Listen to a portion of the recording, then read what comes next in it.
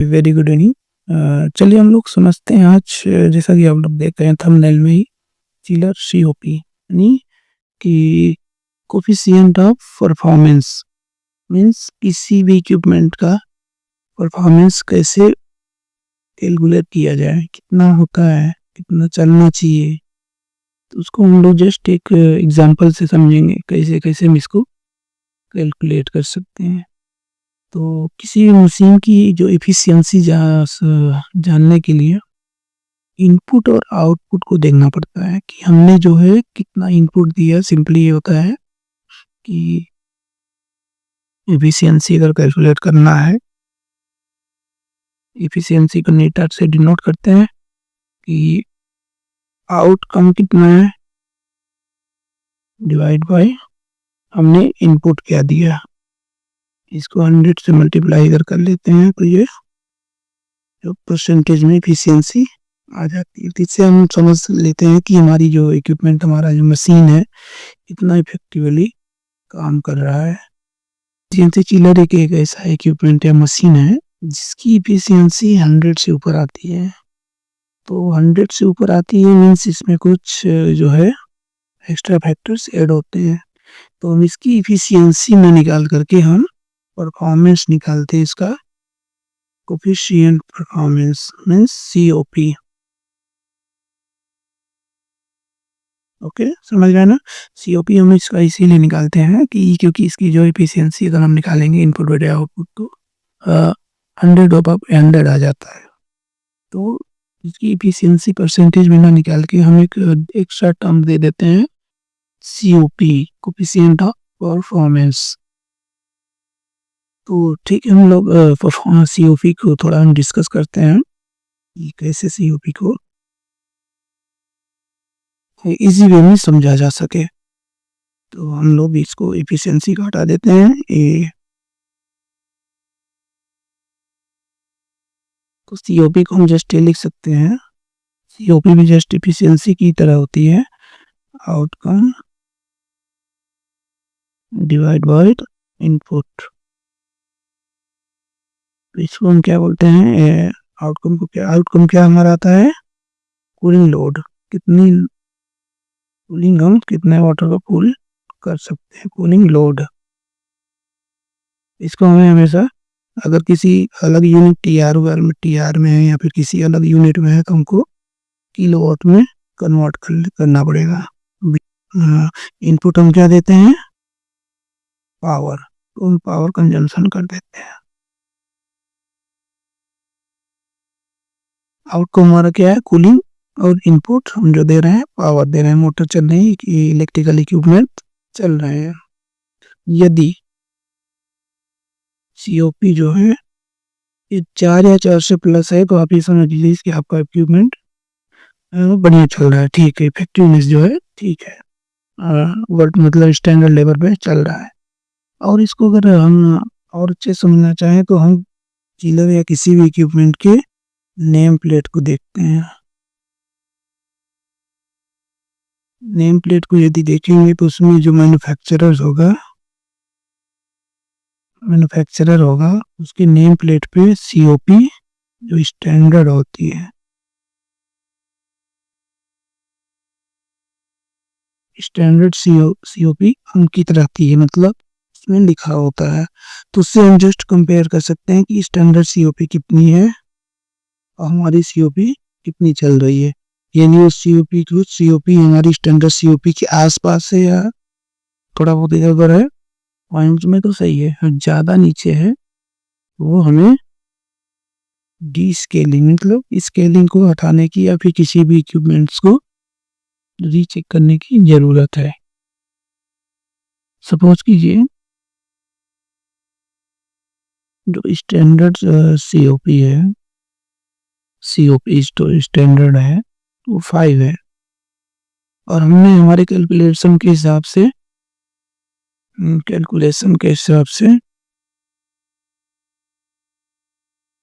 3.5 आई है COP.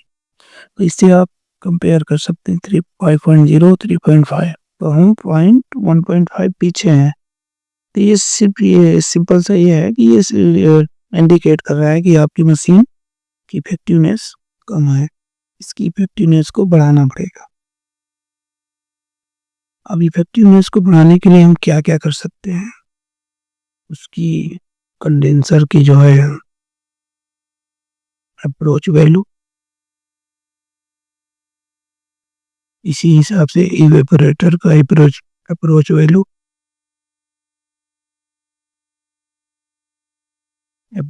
Check करते हैं, और इनमें जो लगी ट्यूब्स हैं उनकी स्केलिंग को चेक कर, इन तीनों पॉइंट्स को चेक करेंगे, इनमें कहीं ना कहीं प्रॉब्लम्स हैं, है ना। तो हम लोग आगे समझते हैं, ठीक है। इन तीनों में COP जल कंपेयर के बाद, यानी हमने कंपेयर किया, कितना डिफरेंस आ रहा है, तो इन तीनों पॉइंट्स को चेक करेंगे। इसके अलावा कूलिंग टावर की वाटर को चेक करेंगे। ये 3-4 पॉइंट्स कुछ फैक्टर्स है जिनको चेक करने के बाद हमें पता चलेगा कि एक्चुअल प्रॉब्लम कहाँ है जिसकी वजह से COP हमारी कम आ रही है। COP का फॉर्मूला हमने जस्ट ये देखा, आउटकम डिवाइड बाय इनपुट, यही था। तो आउटकम क्या है हमारा, आउटकम क्या था, कूलिंग लोड और इनपुट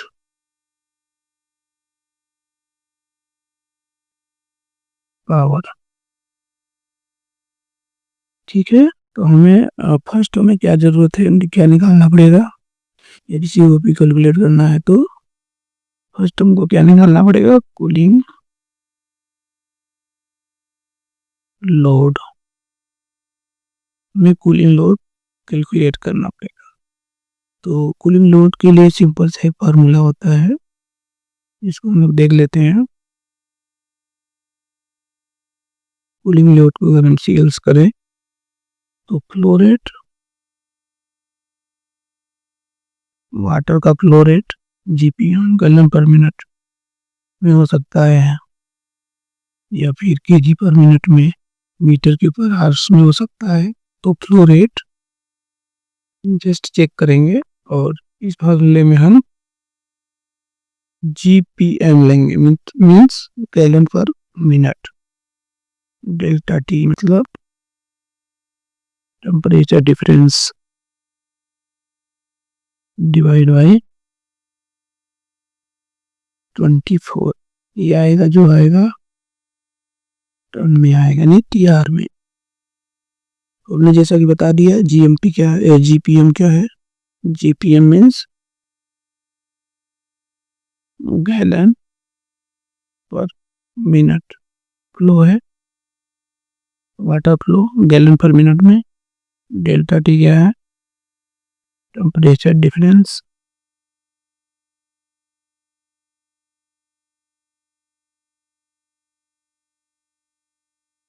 टेम्परेचर डिफरेंस किसमें, इनपुट जो हमारा मशीन से इनकमिंग वाटर है, टेम्परेचर उसका है, और उसका माइनस मीन्स जो हम सप्लाई वाटर सप्लाई दे रहे हैं, वाटर टेम्परेचर, इनका डिफरेंस जो है डेल्टा T है। सिंपल में लिख सकते हैं, return line, return water temperature minus supply water delta. अगर हम T1 से T2 से करें, T2 इसको हम T1 से करें तो डेल्टा T क्या हो जाएगा, T2D माइनस T1। इस फॉर्मूले में T1 टेम्परेचर को हमेशा फ़ारेनहाइट में लेंगे, किसी भी सेल्सियस, आर्युमार या किसी में भी है, उसको हम जस्ट फ़ारेनहाइट में कन्वर्ट कर लेंगे। ठीक है, तो ये हम जस्ट कूलिंग लोड कैलकुलेट कैसे करते हैं उसका फार्मूला था ये।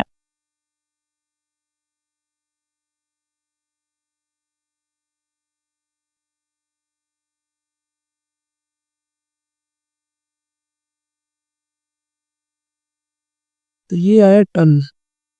अब क्या करेंगे, हमें चाहिए किसमें, किलोवाट में। तो टन को हम यूनिट को कन्वर्ट करने के लिए, अगर हमें चाहिए किसमें, किलोवाट में, तो टन को कन्वर्ट करने के लिए अगर हमें कूलिंग किलोवाट में चेंज करना है तो 3.51 से मल्टीप्लाई करेंगे, तो इसमें आ जाएगा किलोवाट में। ये फैक्टर है, इसको हमें याद रखना पड़ेगा। यदि हम टन को किलोवाट में चेंज कर रहे हैं तो 3.1 से मल्टीप्लाई करना पड़ेगा। अब हमारे पास कूलिंग लोड आ चुका है, कूलिंग लोड आ चुका है हमारे पास। तो अब हम नेक्स्ट क्या देखेंगे, नेक्स्ट हम लोग बात करेंगे पावर कंजम्पशन कैसे कैलकुलेट किया जाए। पावर कंजम्पशन के लिए फॉर्मूला है डायरेक्ट। हम दो टाइप्स कर सकते हैं एक्चुअली। फर्स्ट तो यह है कि डायरेक्ट लोग पावर कंजम्पशन की रीडिंग ले लें, रीडिंग से हम पावर कंजम्पशन ले लें किलोवाट में। दूसरा यह है कि दूसरा विधि ये है कि अगर पावर को हम निकालना चाह रहे हैं, इसमें फार्मूला आता है एक √3 volt into current into power factor PF divide by 1000। इस फार्मूले से हम ये आएगा जो किलोवाट पावर कंजम्पशन निकाल सकते हैं किसी भी इक्विपमेंट मशीनरी में जो भी मोटर्स लगी हुई हैं। तो इस तरह से हमें पावर कंजम्पशन निकाल लिया। अब सपोज करते हैं, एग्जांपल ले लेते हैं, एक एग्जांपल से समझते हैं COP कैसे कैलकुलेट कर सकते हैं। सपोज कीजिए कि एग्जांपल ले लेते हैं, सपोज कीजिए क्योंकि हमें कूलिंग लोड हमें निकालना, पहले कूलिंग निकालने के लिए फॉर्मूला क्या था, gallon per minute water flow into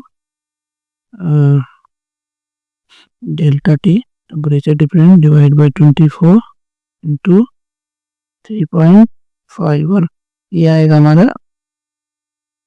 ठीक है, इसको हटा देते हैं टर्न में।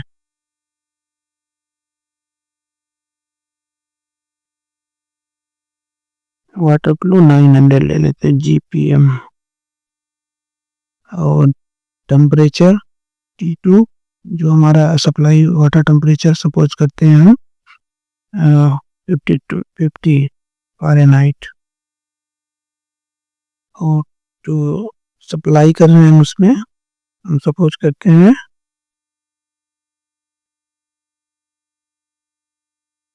50.8 फ़ारेनहाइट। यदि ये टेम्परेचर सेल्सियस में है तो उसको हम फ़ारेनहाइट में ही कन्वर्ट कर लेंगे। अगर सेल्सियस को फ़ारेनहाइट में कन्वर्ट करना है तो हमें क्या करना पड़ता है, सेल्सियस लेना है तो फ़ारेनहाइट में कन्वर्ट करने के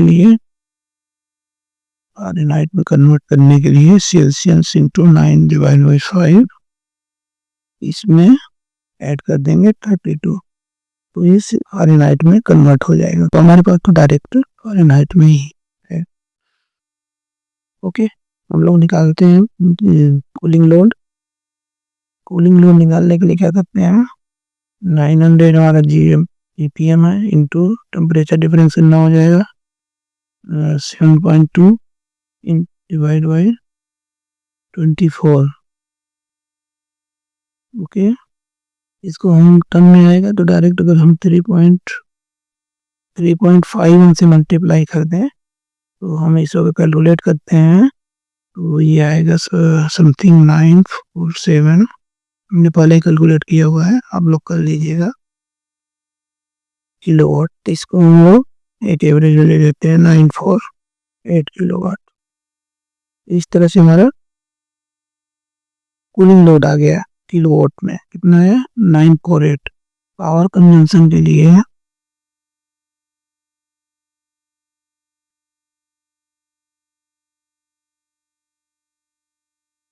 क्या फार्मूला था? √3 into V two I into power factor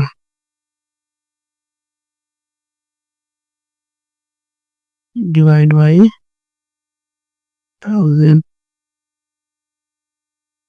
तो हम एग्जाम्पल ले लेते हैं किसी मोटर का जिसका वोल्टेज है 415, करंट है 130 volt ampere and power factor जो है 0.9। जस्ट कैलकुलेट कर लेते हैं। तो √3 का वैल्यू आता है 1732 into 415 into 130 into 0.9 divide by 1000। तो इसको हम कैलकुलेट कर लेते हैं, कितना आएगा? तो ये समथिंग 84.2 किलोवाट पर आवर्स हमने निकाल ली। इसको 84 ही ले लेंगे किलोवाट। तो ये पावर कंजम्पशन आ गया। ये सिर्फ एक मोटर का था एक्चुअली। जस्ट जैसे हमको कहते हैं कंप्रेसर का पावर कंजम्पशन 84 किलोवाट। हम लोगों ने जैसे निकाला कंप्रेसर का पावर कंजम्पशन,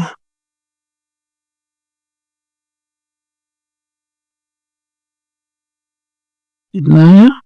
84 आया था किलोवाट। इसी तरीके से कंडेंसर पंप का किलोवाट,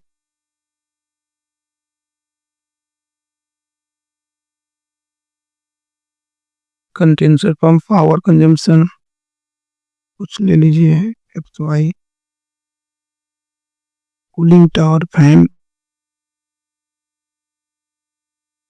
पावर कंजम्पशन वो भी कुछ आएगा इस सब किलोवाट में। ठीक है, अब इनको हम ऐड कर लेते हैं। Total power consumption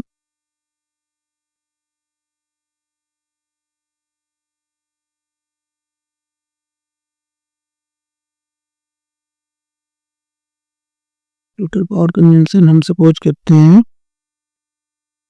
200 kilowatt plus इतना आ गया है। अब हमारे पास दोनों फैक्टर्स आ चुके हैं, दोनों पॉइंट।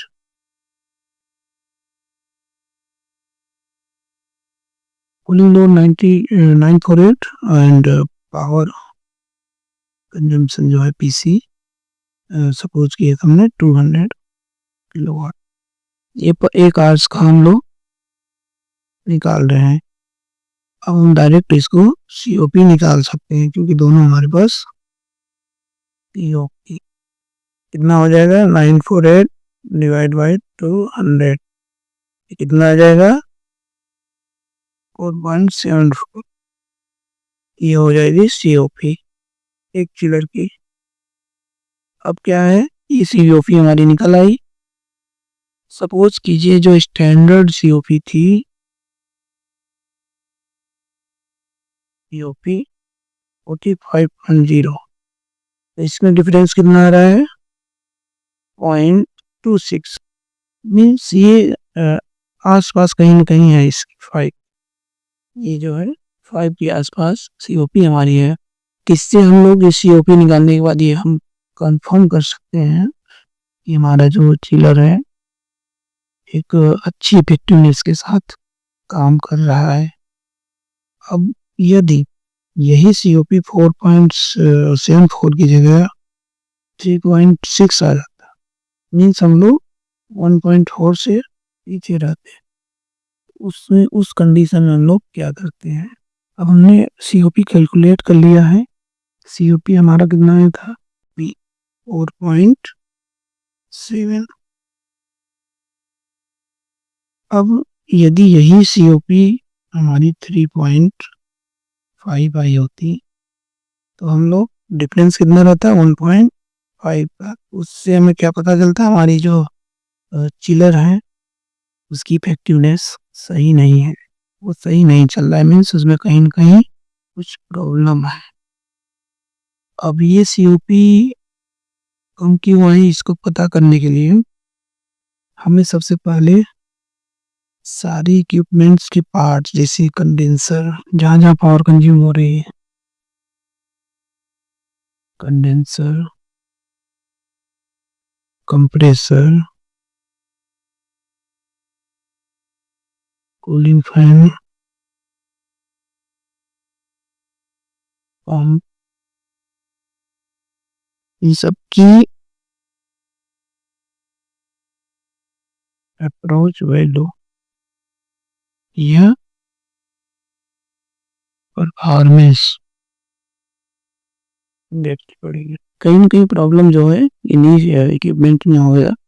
किसमें था compressor, condenser, pump, cooling fan, जहाँ जहाँ पावर कंज्यूम हुई है, या फिर ट्यूब्स, प्रॉब्लम इन्हीं में है। अब अप्रोच वैल्यू को समझने के लिए हमें कुछ टर्म्स को जानना जरूरी है। जैसे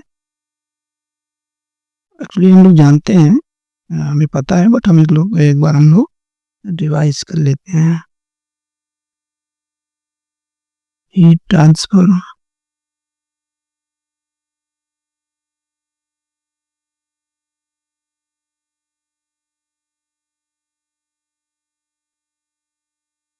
thermal equilibrium and saturation temperature, saturation temperature, इन तीनों के बारे में थोड़ा थोड़ा हम लोग ऐसे ही ओवरऑल थोड़ा सा देखते हैं कैसे इनको हम समझ। तो हम एग्जाम्पल लेते हैं, एग्जाम्पल से समझते हैं। सपोज कीजिए एक टैंक है हमारे पास, हम एक इसके बगल में एक सम्प और है टैंक। अब ये इतना इसका लेवल है, इतना भरा हुआ है,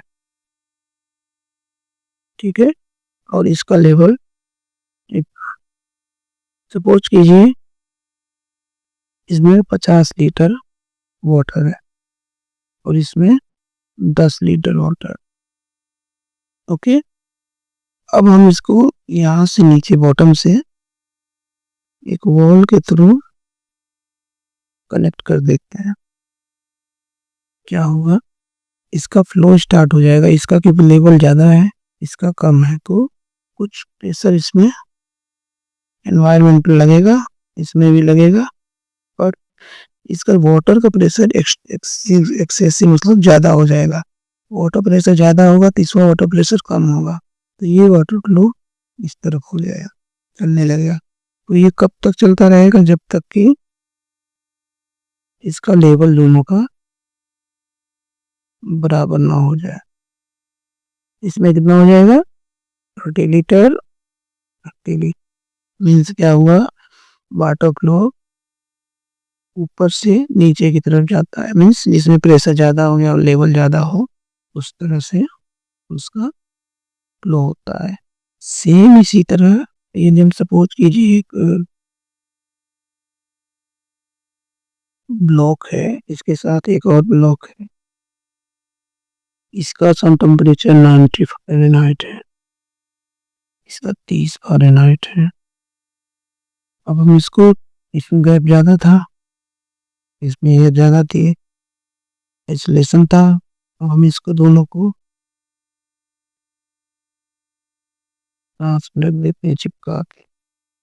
अब चूंकि इसका टेम्परेचर 90 था, इसका 30, तो इसका टेम्परेचर ज़्यादा है तो टेम्परेचर फ्लो ऊपर से नीचे की तरफ यानी ज़्यादा से कम की तरफ होने लगेगा। तो कितना जाएगा ये 60 हो जाएगा, जब तक होता रहेगा जब तक दोनों का बराबर ना हो। तो ये जो अभी एक्चुअली आपने देखा ये इसका क्या कैसे कैसे रिएक्ट कर रहा है ये। तो जो टेम्परेचर है वाटर वाटर जो है ट्रांसफर हो रहा है अपर लिमिट से लोअर लिमिट की तरफ।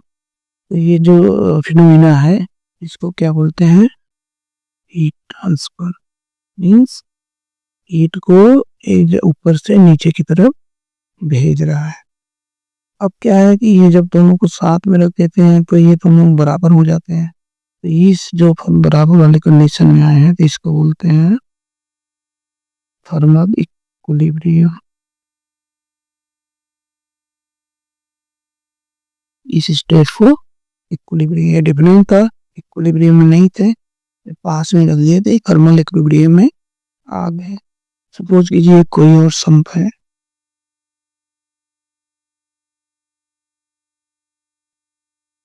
इसमें कुछ वाटर भरा हुआ है।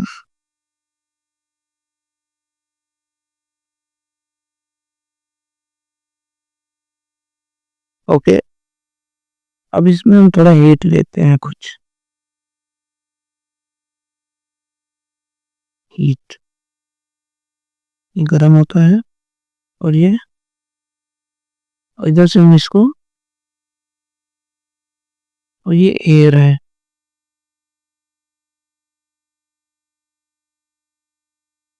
जैसे हीट देते हैं तो ये वेपराइजेशन, इसमें हीट होता है तो ये वेपराइज भाप में बन के उड़ना शुरू करता है। बट यहाँ बैरियर लगा हुआ है ऊपर, ठीक है। इसका सपोज कीजिए हम एक टेम्परेचर ले लेते हैं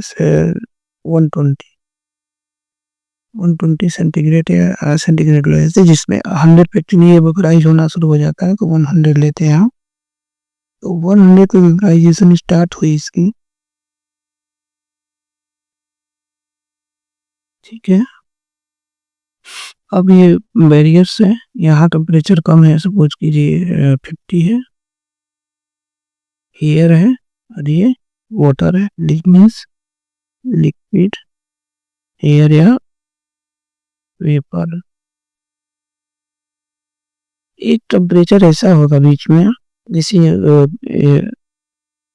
ये वेपर बन के उड़ी, इसका टेम्परेचर जो है इस समय 100 है, सपोज कीजिए 100 से थोड़ा ऊपर जाके इसका टेम्परेचर कम होने लगा। तो ये क्या है कि इसमें कंडेंसेशन स्टार्ट होती है। कंडेंसेशन स्टार्ट होने पर हमने पीछे ही बात को अब किया हुआ डिटेल से, कंडेंसेशन स्टार्ट होती है। वो जो टेम्परेचर होता है, जिस टेम्परेचर पे कंडेंसेशन स्टार्ट होती है, उसको जो है हम लोग सैचुरेशन टेम्परेचर कहते हैं। उस टेम्परेचर पे यदि कोई पार्ट है वेपर पे, वेपर पार्ट है, वेपर बोल सकते हैं, पार्टिकल्स, उसमें वेपर में वाटर अगर उड़ाया ऐड हुआ तो कंडेंसेट हो जाता है। कंडेंसेट पानी बन के फिर से ड्रॉपलेट से इधर आ जाएगा। ये जो टेम्परेचर था जिस पर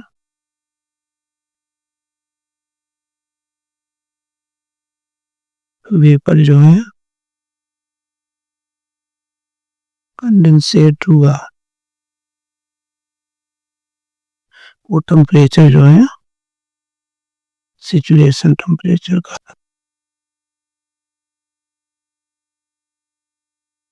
पीछे वीडियो में डिटेल्स इसके बारे में हमने डिस्कस किया हुआ है, तो आप चाहें तो जाकर उसमें देख सकते हैं। अब हम लोगों ने इस टर्म्स के बारे में बात की, अब हम बात करते हैं नेक्स्ट कंडेंसर अप्रोच वैल्यू। हम लोग एक फिगर से समझेंगे।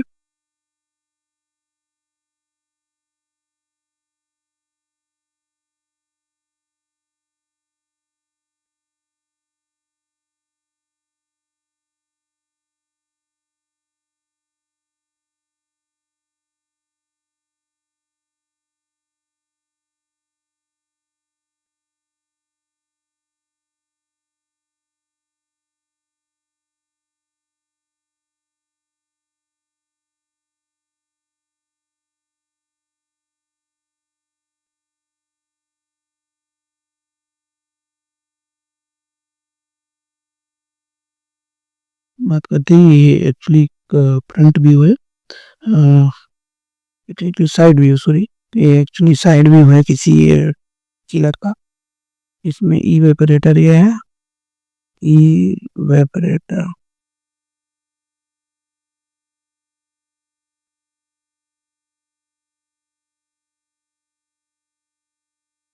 इवेपोरेटर, कंडेंसर ये है आपका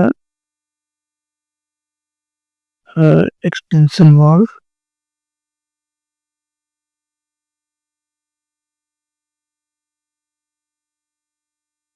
यहाँ वाटर लिक्विड फेज में,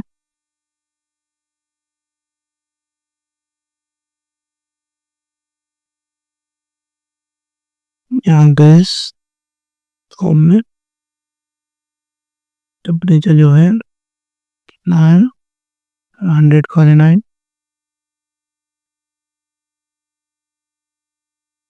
वाटर टेम्परेचर,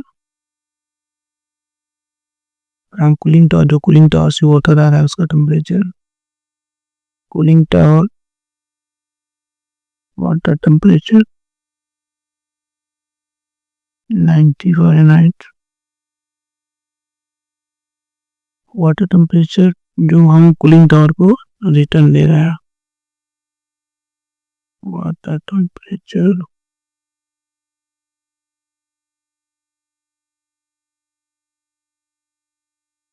रिटर्न, इसका टेम्परेचर कितना है, 99 सपोज कीजिए फ़ारेनहाइट। ठीक है, 3 टेम्परेचर हमको मिले। अब कंडेंसर अप्रोच निकालने के लिए फार्मूला ये होता है। ओके, 3 टेम्परेचर हमें मिल गए। कूलिंग टावर वाटर टेम्परेचर जो इना है, और रिटर्न टेम्परेचर ये है। एंड रिफ्रिजरेंट जो हम यूज कर रहे हैं उसका जो सैचुरेशन टेम्परेचर है वो 100 फ़ारेनहाइट। तो कंडेंसर अप्रोच वैल्यू कितनी होगी, सपोज कीजिए इसको हम रिप्रेजेंट करते हैं T2 T1। ये हो गया T2, ये हो गया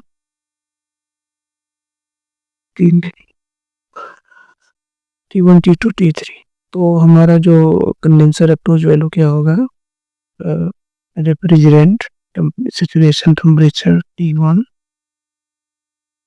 minus condenser water leaving temperature जो है, जो लीव T2।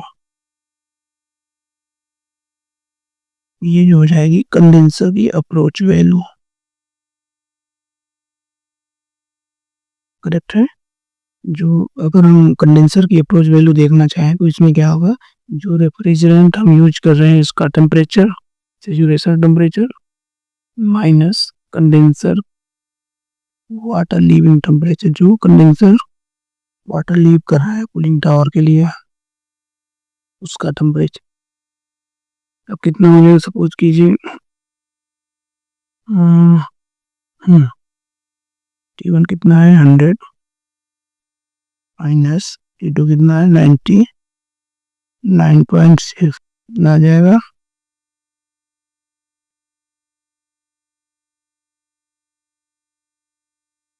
100.9 है, सॉरी इसको 100.9 बोल रहे थे। 100.9 कितना हो जाएगा 1.3 फ़ारेनहाइट। अब हम इससे क्या समझ सकते हैं।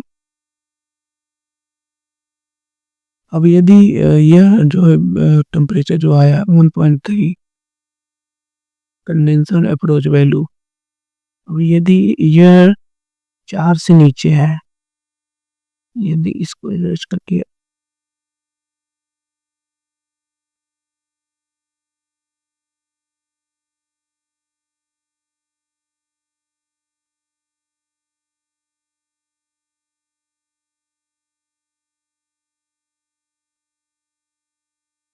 कितना है 100 9 माइनस 99.6 1.3 फ़ारेनहाइट है।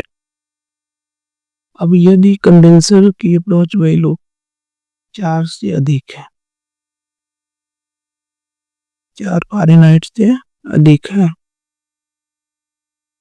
तो इसका सीधा सीधा मतलब यह है, ये स्टैंडर्ड होता है क्योंकि हमारा 1.3 आया है तो सही है। यदि 4 से अधिक है तो ट्यूब में स्केलिंग है, सीधा मतलब है ट्यूब डी स्केलिंग की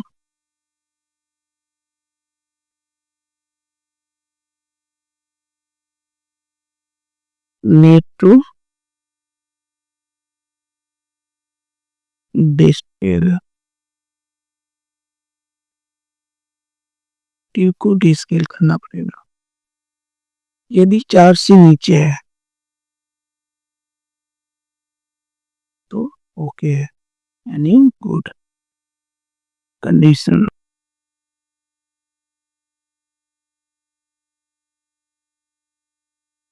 समझ में आ रहा है?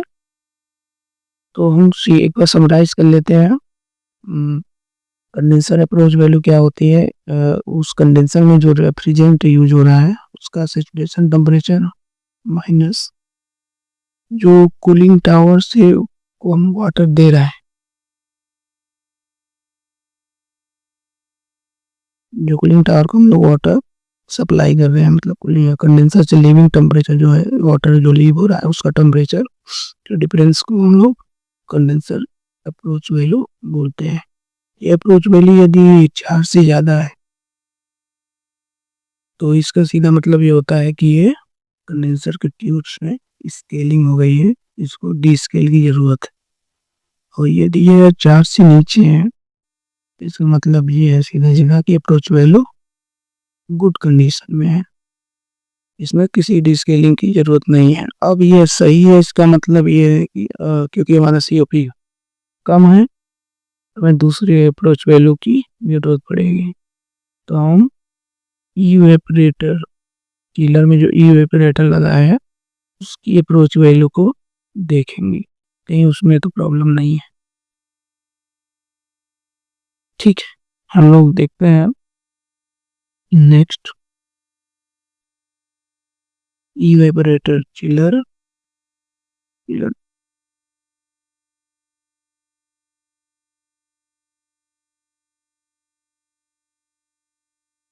इवेपरेटर अप्रोच वैल्यू,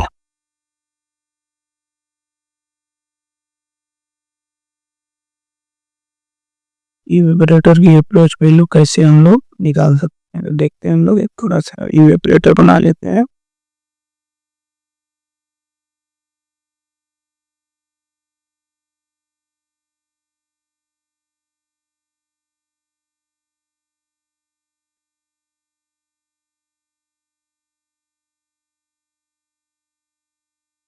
इसमें कुछ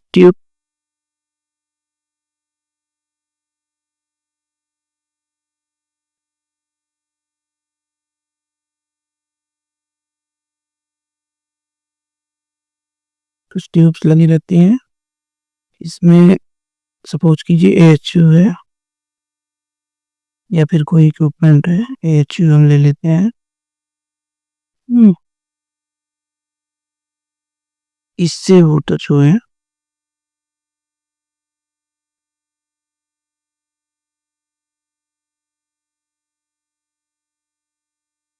सपोज कीजिए इन हो रहा है,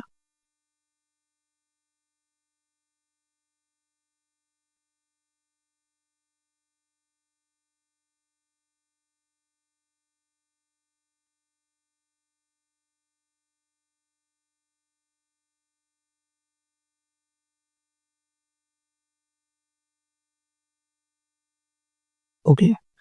तो हम लोग देख लेते हैं इसका। यदि हम इन का टेम्परेचर देखते हैं, जो HU से आ रहा है T1, अगर हम लेते हैं 53 सपोज कीजिए, 52 फ़ारेनहाइट, और जो लिविंग टेम्परेचर है 42 हम ले रहे हैं 42.5 फ़ारेनहाइट।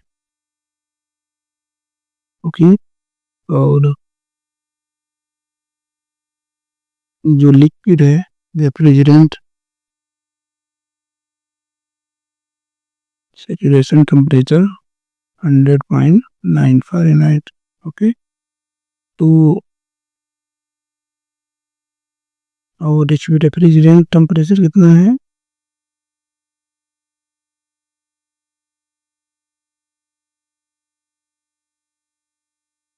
41.9 फ़ारेनहाइट। ओके, तो हमें अब इवेपोरेटर कंडेंस अप्रोच वैल्यू कैसे निकालनी पड़ेगी, कैसे निकलेगा? इसका फार्मूला ये है, चिल्ड वाटर अप्रोच वैल्यू यहाँ लिख देते हैं, evaporator approach value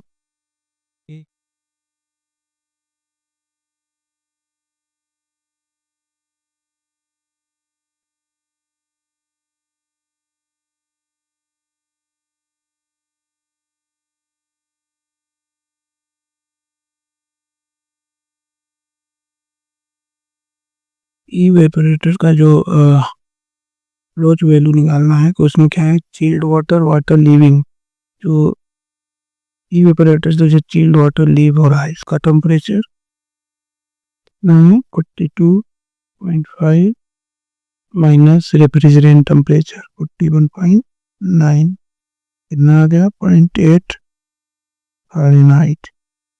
evaporator approach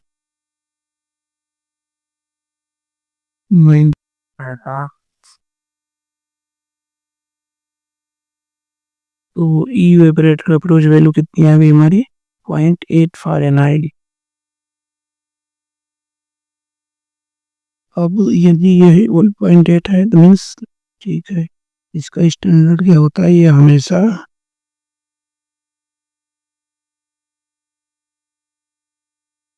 3 Fahrenheit से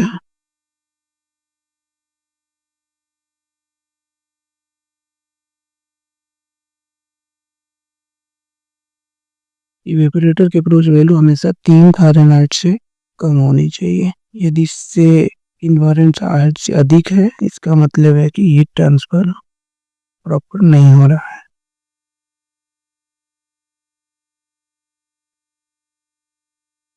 इसको हम लोग आउट क्लास समझते हैं। यदि ये 3 कार्य में होना चाहिए, यदि इफ ये जो है temperature evaporator approach value temperature जो है above 3 है, तो ये नॉट गुड, ये अच्छा नहीं है। इसका मतलब क्या है कि हीट ट्रांसफर जो है